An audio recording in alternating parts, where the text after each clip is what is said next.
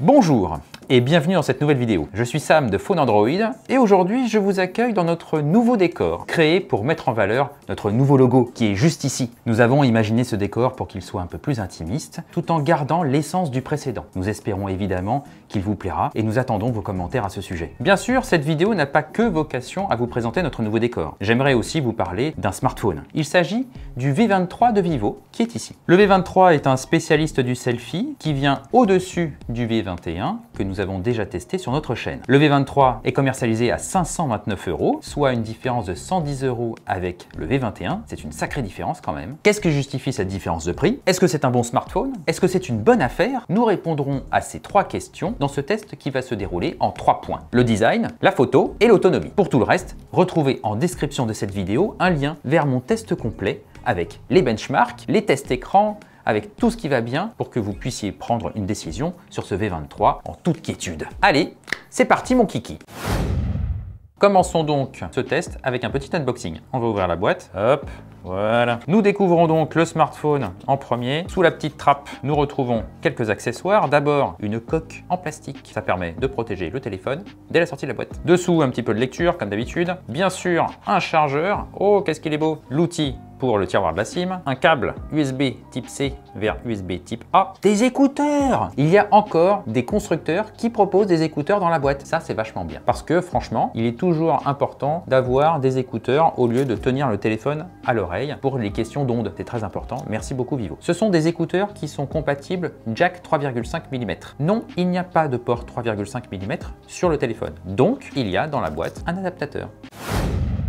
Passons au design du téléphone. Qu'est-ce qu'il est beau ce téléphone! Il ressemble beaucoup au Oppo Reno 6 que nous avons aussi testé sur notre chaîne. Ça veut dire que les tranches sont droites et que les faces sont plates. Vraiment, ce smartphone ressemble beaucoup à ce que pourrait faire Apple. D'autant plus qu'en façade, nous retrouvons une encoche pour le double capteur selfie. Ça aussi, c'est un détail qui nous rappelle les iPhones. Ce qu'il y a de remarquable dans ce téléphone, c'est la face arrière. Parce que vous avez ici du verre fluorite. Qu'est-ce que c'est que le verre fluorite? C'est un verre qui réagit aux UV. Ça veut dire que si le téléphone est en contact avec des rayons UV, il se colore. Là, vous l'avez dans une belle couleur orange qui va bien. Et si vous le mettez sous l'UV, vous avez du bleu. On va bien sûr tester en direct cette fonctionnalité. Nous avons donc le téléphone qui est ici. Nous avons découpé notre logo. Nous allons le placer ici et nous allons faire un smartphone Phone Android. Je prends ma petite lampe UV qui va bien. Je mets de la lumière sur mon logo. Il suffit de quelques secondes pour que le téléphone prenne une teinte bleue. C'est très rapide.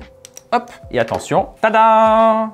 Ah, ça c'est vachement bien. Franchement, ce téléphone, vous pouvez le customiser selon vos goûts. Vous pourriez par exemple découper la tête de Dark Vador. Moi j'adore Dark Vador. Donc c'est vrai que j'y mettrai la tête de Dark Vador, évidemment. C'est une fonctionnalité qui est vraiment étonnante, mais c'est une fonctionnalité qui nous frustre également beaucoup. Parce que l'effet ne dure que quelques minutes. C'est étonnant, non? On se dit, mais l'expérience a duré moins longtemps que la préparation de l'expérience. Et c'est ça qui est un petit peu frustrant. L'effet va partir environ en 5 minutes. Et c'est vrai que nous, on aurait préféré par exemple que ça dure toute une journée. Vous le préparez dès le matin, c'est un téléphone qui va donc s'adapter à par exemple vos vêtements, ou à vos goûts, très bien. Ça dure toute la journée. À la fin de la journée, ça s'estompe, bien évidemment. Pendant la nuit, ça s'efface. Et le lendemain matin, hop, vous refaites autre chose. Ça serait vachement bien. Mais là, par exemple, 5 minutes, c'est vrai que c'est un petit peu court. Nous avons d'autres remarques à faire sur ce design. Le premier, c'est sur le module photo. J'ai l'impression que ce module photo, il est surdimensionné. Vous avez vu, il est très grand, très large, alors qu'il n'y a que 3 petits objectifs photo. Franchement, on se dit, là-dedans, on a de quoi mettre au moins 4-5 modules photo. Mais non, il n'y en a que 3, et en plus, ils sont tout petits. Alors, évidemment, on a l'impression de perdre un petit peu de place. Ou en tout cas, que ce module photo prend énormément de place, énormément d'importance. Dans un téléphone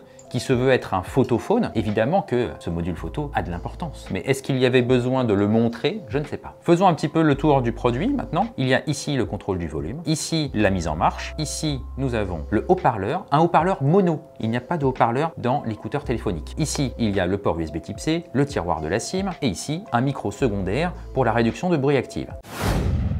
À l'avant, nous retrouvons une belle dalle avec cette petite encoche avec double capteur selfie. C'est une dalle qui a un taux de rafraîchissement à 90 Hz. Il y a 3 modes pour la colorimétrie. Il y a lumineux, standard par défaut et professionnel. Le meilleur étant bien sûr le mode professionnel. Le mode professionnel n'est pas très précis, mais c'est vraiment le meilleur, notamment sur la température des couleurs. En revanche, les deux autres sont beaucoup plus lumineux en termes vraiment d'éclairage, mais en revanche, ils ont un blanc qui tire vers le bleu. Et ça, c'est un peu dommage. Une fois que vous avez allumé l'écran, vous tombez sur FunTouchOS qui est basé sur Android 12. Ça, c'est une très bonne nouvelle.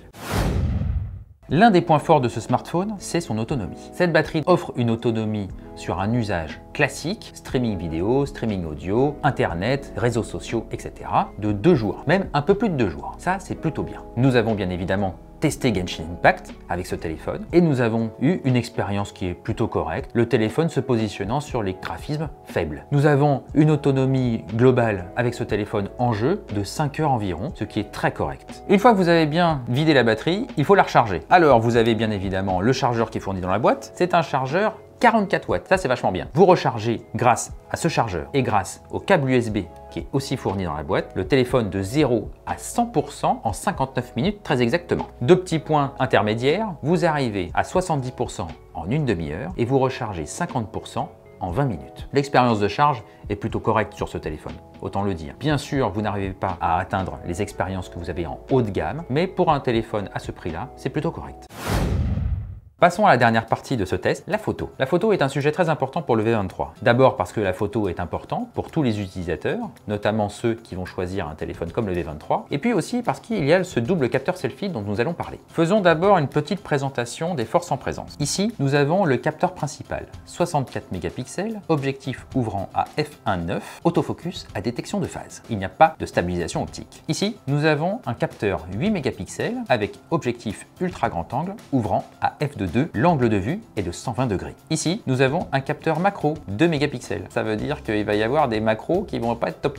Parlons d'abord du capteur principal. Il fait des très jolies photos la journée. Quand le soleil est vraiment présent, il y a des belles couleurs, il y a de beaux contrastes, il y a aussi un bel équilibre justement. Il n'y a pas de zones qui sont surexposées ou sous-exposées, ça c'est très bien. Les contre-jours sont plutôt bien gérés. Vous arrivez à voir les panneaux, même si vous avez le soleil directement dans la face. Le mode portrait est très élégant avec un détourage du sujet qui est très précis et un effet bokeh que vous pouvez renforcer après la prise de vue si cela vous semble un petit peu léger au premier abord. Vous n'avez pas de zoom optique évidemment ici, vous avez un zoom numérique. Il monte jusqu'à 10 fois, c'est plutôt bien jusqu'à 5 fois en journée et jusqu'à 2 fois en soirée. Parlons justement de la soirée où il y a le mode nuit, un mode nuit qui s'active automatiquement dans le mode automatique. Vous pouvez bien sûr le désactiver, il y a un petit icône qui est en bas à droite, il vous suffit juste de cliquer dessus et hop, le mode nuit se désactive. Vous avez bien sûr un mode nuit dédié à cette fonction pour justement l'activer quand vous en avez besoin. La nuit, le V23 offre de jolies photos avec son capteur principal, même si des fois les sujets sont un petit peu surexposés, surtout avec le mode nuit. Il gère plutôt bien les sources de lumière, comme les spots ou les néons, ou même les lampadaires dans la rue.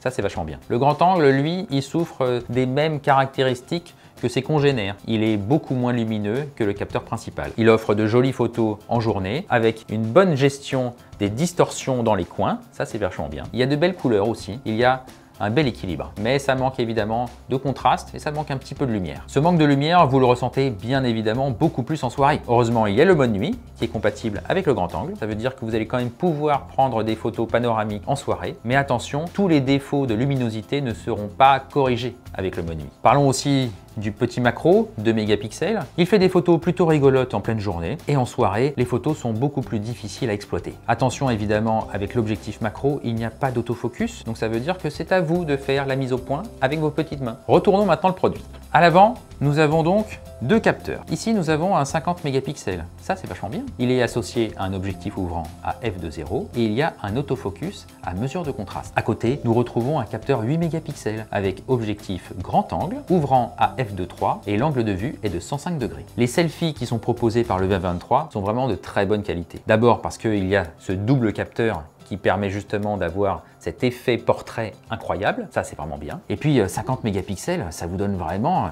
un détail sur le visage qui est impressionnant. Encore faut-il bien sûr désactiver les outils d'embellissement, car les outils d'embellissement sont activés par défaut et ils lissent un petit peu le visage et ça c'est un petit peu dommage. Avec le mode portrait, vous avez un très bon détourage et un bokeh qui est assez prononcé que vous pouvez encore une fois renforcer après la prise de vue. Le capteur 8 mégapixels fait des groupies qui sont très sympas. Attention, la nuit, le capteur est beaucoup moins lumineux. Ça veut dire que vous aurez des détails qui vont disparaître et ça c'est un peu dommage. Vous avez 3 options de lumière en soirée. Vous avez pouvez ici soit désactiver, ça veut dire que vous n'aurez pas d'apport de lumière pour vos selfies, ce qui peut être très bien par exemple si vous êtes en intérieur et qu'il y a une lumière d'ambiance qui est très sympa. Ensuite, vous avez Spot, le double flash frontal que nous avons déjà rencontré avec le V21. Ça fait vraiment un effet naturel sur le visage et ça, c'est vraiment sympa. Et ensuite, vous avez Aura, comme d'habitude, qui en fait utilise la lumière de l'écran pour vous éclairer. Moi, personnellement, j'aime pas trop Aura. Vous remarquerez aussi dans l'interface photo qui est proposée par le V23, énormément d'options pour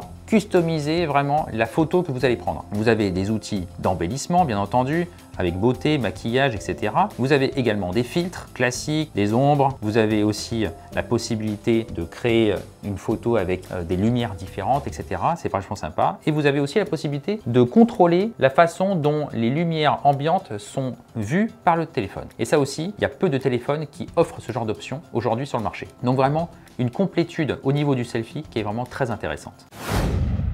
Qu'est-ce que je pense du V23? Le V23 est un smartphone qui est quand même très sympa. Il répond aux besoins pour lesquels il a été développé. Il a un joli design, customisable, même si c'est un peu frustrant. Il fait des belles photos et il a une grande autonomie. Sur les autres points, évidemment, il est un petit peu plus standard. Donc face à des adversaires qui sont peut-être aussi chers, voire peut-être un peu moins chers, un peu comme le Realme 9 Pro Plus par exemple, et ben c'est vrai que ce téléphone, il aura un petit peu de mal à se démarquer. Heureusement, il a cette superbe coque. Ça peut vraiment être un facteur différenciant. Est-ce que ça vaudra le coup de dépenser 110 € de plus entre le V21 et le V23 juste pour une coque qui va bien? C'est à vous de juger évidemment. Nous voici donc arrivés à la fin de cette vidéo. Merci beaucoup de l'avoir suivi jusqu'au bout. J'espère que ça vous a plu. J'espère aussi que ce nouveau décor vous plaira. Si vous avez aimé cette vidéo, n'hésitez pas à nous donner un petit pouce bleu, bien entendu, à vous abonner à notre chaîne et à activer les notifications pour ne rater aucun autre rendez-vous. Si vous avez des questions sur le téléphone, n'hésitez pas à les poster en commentaire et à aller voir mon test complet, bien entendu. Je vous retrouve très bientôt sur notre chaîne avec un nouveau téléphone et toujours notre nouveau décor. À très bientôt